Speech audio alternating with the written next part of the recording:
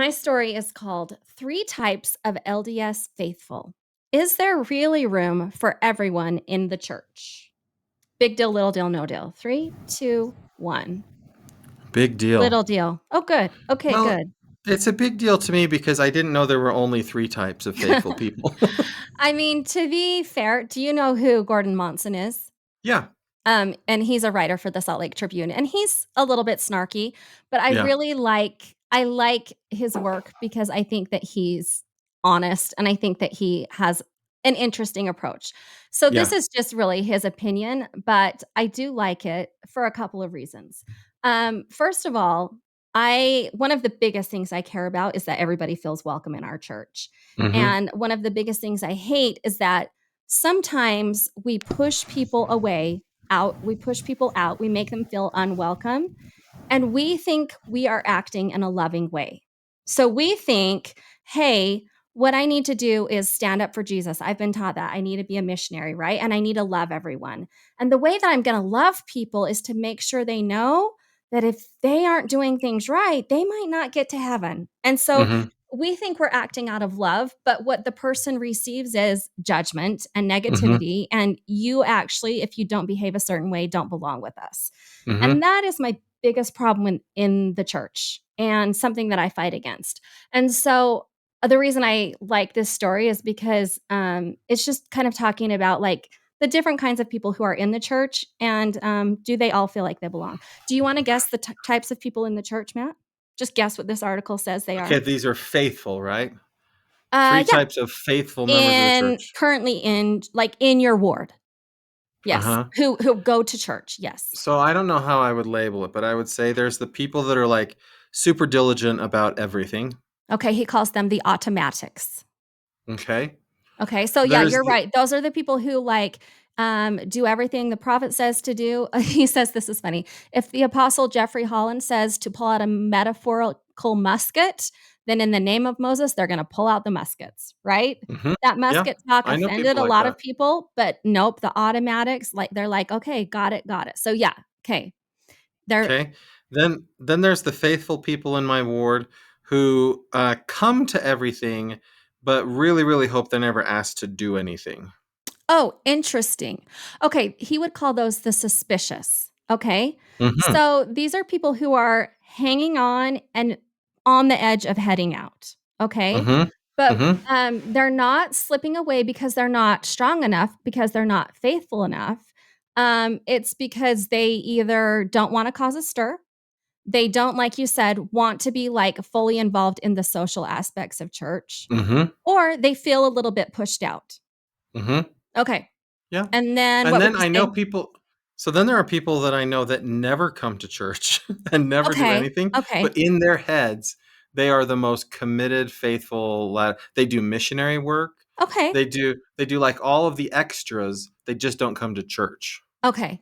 That group is not addressed here. What he Oh, calls okay. the third group is the contemplatives, okay? Mm, So they still worship, they still believe, but, they have a lot of questions, right? That make what he calls the automatics that makes them nervous. So they wonder about things like the historical problems of the church. They wonder about the way that we treat LGBTQ people. mhm, They when they bear their testimony, they say, "I hope," or "I feel," not "I absolutely believe," right? They have mhm, problems with things like temple garments, with, the role of women in the church, right? They mhm, have questions, they have problems, but they have faith, right? And they're mhm, still serving and in leadership, but they're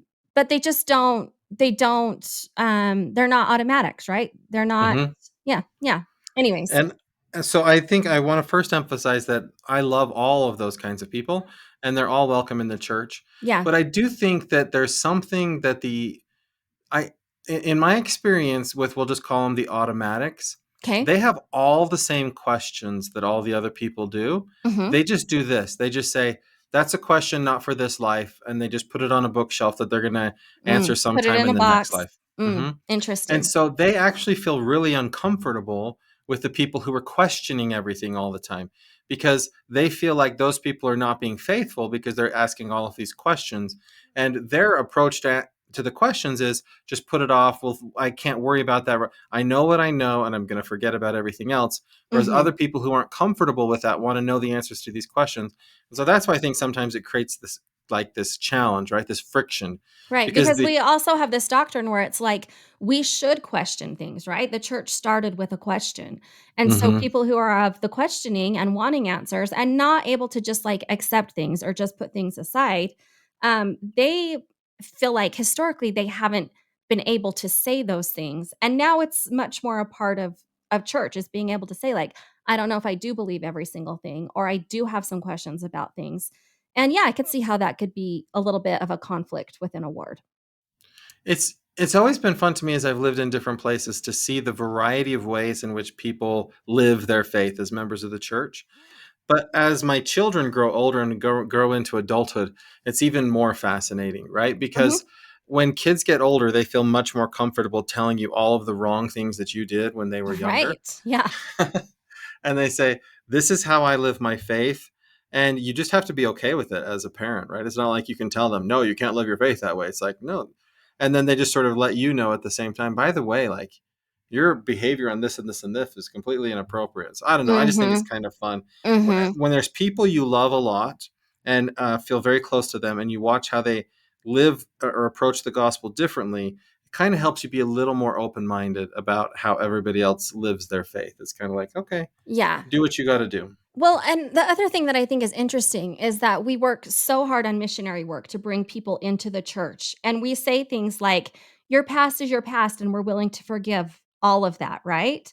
But then we don't do that with people who are already in the church. We don't say, like, it's okay that you think differently or you believe differently or you have questions. Like, we want you here. It's weird that we don't do that with people who are already in the church. Yeah. I just think it's Yeah, we're really hard on ourselves. Yeah, Melissa, this actually shows up in surveys where you can ask people like their feelings about groups in society. And uh-huh. so if you ask evangelical Protestants what they think about evangelical Protestants, they're like, we love ourselves. And you can Mhm. ask Republicans what they think about Republicans. They're like, we love ourselves. You ask members of our church what they think about other members of our church, and they're kind of like, man, I'm not sure if I we're very weird that way, right? Because we will let everybody in, but once they're in, we're not sure we really want you around all that much, which Yeah, is kind well, of a weird thing. yeah, I couldn't disagree more with that take. I just like there's nothing I love more than a Sunday school class where people have the freedom to say, "I think differently. I look at that differently. I read the scripture differently." Like, for example, Matt, there's been times where I've heard you talk about the family proclamation and interpret it in a completely different way than I do.